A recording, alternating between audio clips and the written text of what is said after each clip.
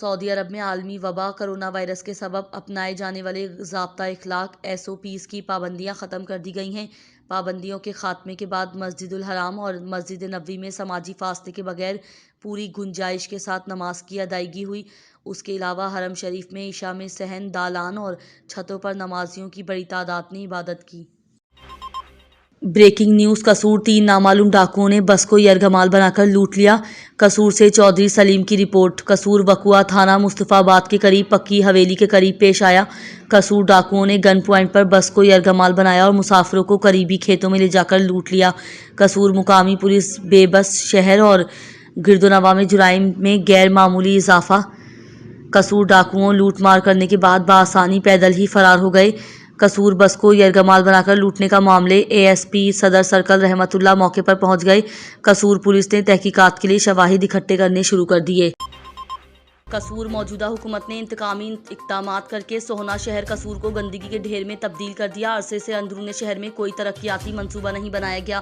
قصور سے عاطف معراج کی رپورٹ کے مطابق شہر میں جگہ جگہ گندگی ملبے کے ڈھیر پڑے، ضلع انتظامیہ کے لیے سوالیہ نشان بنے ہوئے ہیں۔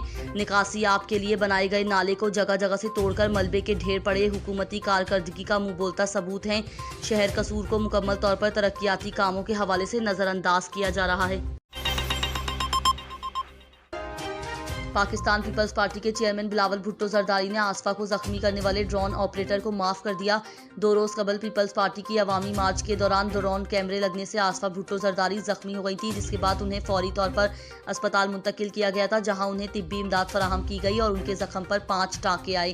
تاہم بلاول بھٹو زرداری نے نجی ٹی وی کے ڈرون آپریٹر سے ملاقات کے بعد اسے معاف کر دیا، جبکہ سیکیورٹی پر تعینات پولیس نے ٹی وی چینل کے DSNG وین اور عملے کو بھی چھوڑ دیا۔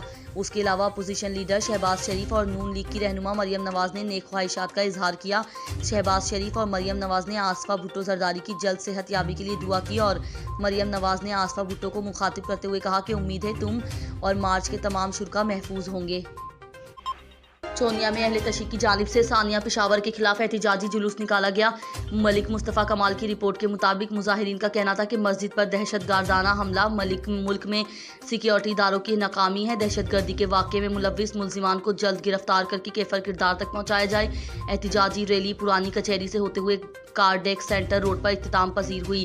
ریلی میں شرکاء نے پلے کارڈز اور بینرز اٹھا رکھے تھے۔ ثانیہ پشاور میں ہونے والی دہشت گردی کے خلاف نعرے بازی کی گئی اور مقررین نے خطاب بھی کیا۔ مظاہرین نے وزیر اعظم عمران خان سے شہداء کے لواحقین کے زخموں پر مرہم رکھنے کا مطالبہ